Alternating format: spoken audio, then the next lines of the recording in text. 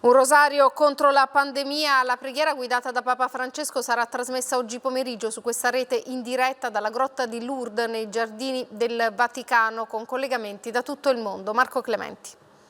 Sarà una preghiera in mondovisione, collegati i maggiori santuari, Guadalupe, Loreto, Fatima.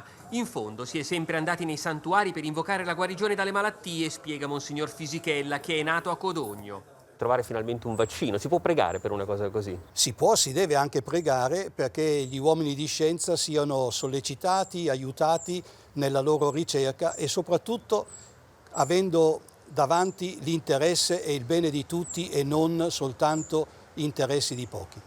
2 mesi fa, la preghiera solitaria in piazza San Pietro. Oggi col Papa ci saranno uomini e donne toccati dal virus, una persona guarita, una donna che ha perso la madre, degli infermieri, un medico. Ci siamo dovuti trasformare, ci siamo dovuti impegnare in una cosa nuova, spesso con dei lati anche molto oscuri che ancora non sono stati chiariti, a partire dalla terapia di questa malattia terribile.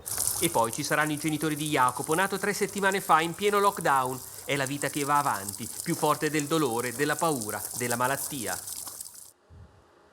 Il Presidente della Repubblica Sergio Mattarella